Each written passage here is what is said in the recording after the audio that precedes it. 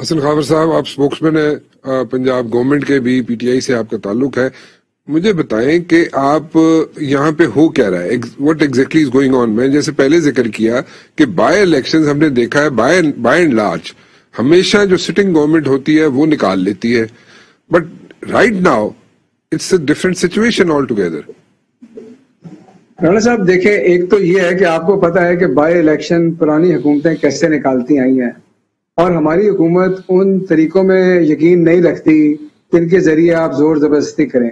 لیکن یہ جو دو بائی الیکشن ہوئے، ایک این 133 کا ہوا اور اب ایک خانے وال والا ہوا، اس میں آپ نے دیکھا ہی کہ کیا، کیونکہ ٹیکنالوجی کا دور ہے، آڈیوز ویڈیوز کا دور ہے، لوگ ویڈیوز بناتے ہیں. آپ نے دیکھا کہ کہیں کوئی راشن دے کے ووٹ لے رہا ہے، کہیں کوئی پیسے دے کے ووٹ لے رہا ہے. تو بہرحال یہ تو اب دنیا کے سامنے ہے یہ چیزیں. لیکن یہ تو ہمیشہ ہوتا ہے، اس میں کون سی نئی بات ہے؟ اب تو لوگوں کے سامنے آ گیا نا، اور ہم لوگ اس چیز پہ یقین نہیں رکھتے. ایک تو میں آپ کو یہ بتانا چاہ رہا ہوں، آپ نے کہا نا کہ سٹنگ گورنمنٹ نکال لیتی ہے الیکشن، تو ہم الیکشن نکالنے میں یقین نہیں رکھتے، الیکشن لڑنے میں یقین رکھتے ہیں، نکالنے میں یقین نہیں رکھتے. اچھا، دوسری بات یہ ہے کہ آپ کو یاد ہے جب 2018 میں تحریک انصاف کی حکومت آئی تھی تو بڑا اپوزیشن نے کہا کہ جی الیکشن میں یہ ہو گیا وہ ہو گیا. اگر یہ وہ کرنا ہوتا تو پھر مسئلہ کیا تھا؟ پھر تو میرا خیال ہے اب یہ بھی یقین آ گیا ہے کہ تحریک انصاف کے دور میں فیئر اینڈ فری الیکشن ہو رہے ہیں. اب تو یقین میرا خیال ہے ان کو آ جانا چاہیے، وہ بیانیہ بھی ختم ہو گیا. تیسری بات دیکھیں یہ ہے کہ مسلم لیگ نواز نے اس صوبے پہ بہت عرصہ حکومت کی ہے، لوگوں کو نوازا ہے، بھرتیاں کی ہیں، جو آپ کو پتا ہے کہ فیلڈ کے اوپر جتنے لوگ ہیں ان کی نسل در نسل انہوں نے ریکروٹ کی ہوئی ہے. تو ظاہر ہے کہ اس کا بھی اس جو الیکشن کا لینڈسکیپ ہے اس پہ فرق پڑتا ہے.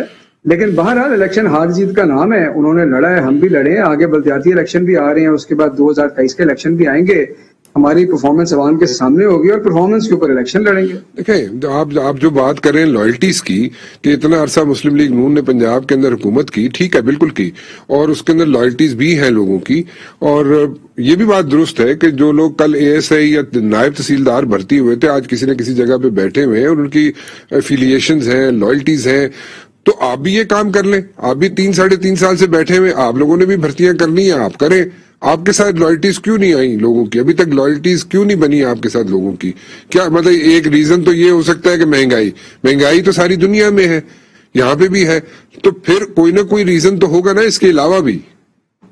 نہیں رانا صاحب، دیکھیں دو باتیں سمجھنے والی ہیں. ایک تو جب سے پاکستان تحریک انصاف کی حکومت آئی، آپ کو پتا ہے کہ 4 کرائسس ایسے تھے جن کا مقابلہ ہم نے ملک کے اندر اور ملک کے باہر کیا. تو یہ پوری دنیا کے لیے اور پاکستان کے لیے مشکل حالات تھے. ایک تو یہ بات ہے. لیکن جو آپ نے پہلے سوال کیا نا، میں اس کا جواب دینا چاہتا ہوں کہ ہم لوگ سیاسی بھرتیوں پہ یقین نہیں رکھتے. دیکھیں جو غلط راستہ ہے وہ تو بڑا آسان ہوتا ہے، وہ تو بڑا اچھا ہے لینا کہ ہم نے 1 لاکھ نوکریاں پنجاب میں دینی ہیں، ایم این ایس کو دے دیں، ایم پی ایس کو دے دیں کہ اپنے اپنے مرضی کے بندے رکھو، جو نوکری دیں گے اس کے ساتھ کئی ووٹ بھی آ جائیں گے. لیکن انہی چیزوں کو تو ختم کرنے کے لیے پاکستان تحریک انصاف آئی ہے.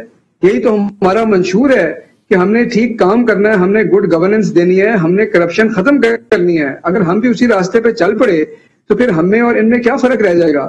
پھر تو ہم 1990 کی دہائی میں واپس چلے جائیں گے. اسی سے تو ہم نکلنا ہے. Fair enough, you have a point, but then again کیا آپ جو ہے گورننس اچھی کر سکے؟ نمبر 1. کیا آپ کرپشن کم کر سکے؟ نمبر 2. بالکل. دیکھیں میں آپ کو گورننس اور کرپشن کی سب سے بڑی مثال دیتا ہوں. کوئی نہ کوئی انڈیکیٹر آپ کو چاہیے کرپشن کا سوسائٹی میں. آپ کو پتا ہے کہ ہماری سوسائٹی میں گورننس اور کرپشن ایک جگہ پہ آ کے مل جاتی ہے، اور وہ ہے زمینوں پہ قبضے.